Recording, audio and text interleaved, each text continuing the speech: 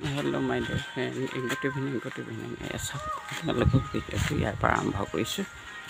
এই মছলা বনাই আছোঁ আৰু এই দেখোন মোৰ ঘৰটো এই গ্ৰিল লগাওঁতে এৰা খাই আছিলোঁ। চব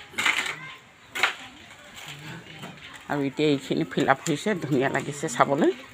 চব তেতিয়াহে কালাৰ কৰিব পৰা যাব। ধুনীয়া লাগিছে চব।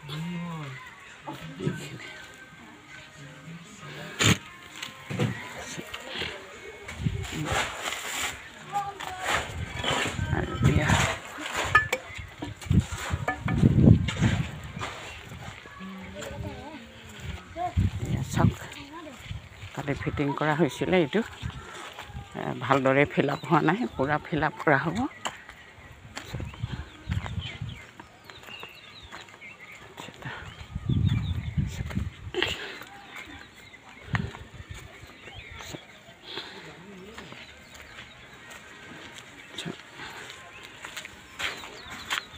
দোকানত যোৱা?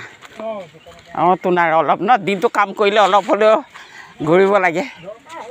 অঁ হয়েই আৰু এই গাড়ী মটৰ কাৰণে ভয়ো, সেইটো কাৰণে মই বেছিকৈ যাবলৈ টান পাওঁ। নগ'লেও নহয় যে পেটটো আছে যে যাবই লাগিব।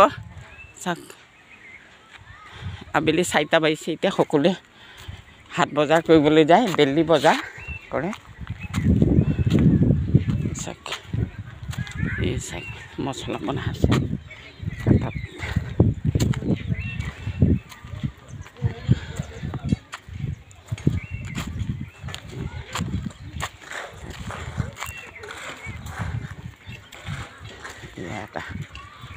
অলপ দ কৰিব পাব। আমাৰ সৌজনী কৈছে দ কৰিলে বেছি ভাল হ'ব এই গাঁতবোৰ, কাৰণ হয় কথাটো দ লাগে, নহ'লে আৰু দিয়া নিদিয়া সমান হ'বগৈ। মোৰ মানে দ হ'লে বস্তুটো মজবুত হয় আৰু। এয়া এটা সিফালে হ'ল 1 2 3টা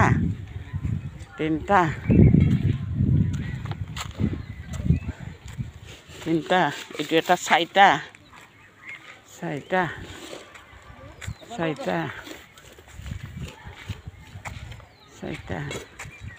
এইটো 5টা।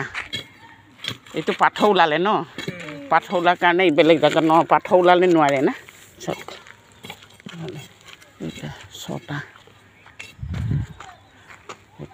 চিটি আহে।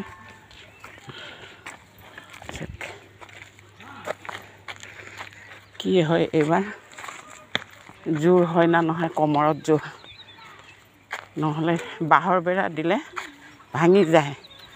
এতিয়া তাঁৰ লগাম বুলি কৈছোঁ, তাকো যদি কাটি নিয়ে আৰু ভগৱানৰ ওপৰতে এৰিব লাগিব। 4টা বাজিছে, এয়া ঘৰটো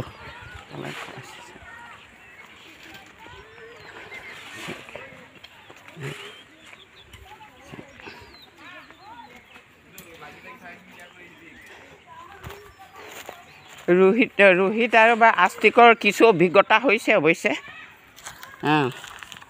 কিছু অভিজ্ঞতা হৈছে যে বান্ধিব পৰা হৈছে আৰু ৰদ কাটিব জনা হৈ গ'ল। তাৰপিছত আকৌ খাৰুৱা বনাব জানিলে সেয়া ধুনীয়াকৈ বনাইছে। তাৰপিছত আকৌ বান্ধিবও শিকিছে। এইবোৰ কাম ল'ৰা কি ছোৱালীও জানিব লাগে। সেইকাৰণে আমাৰ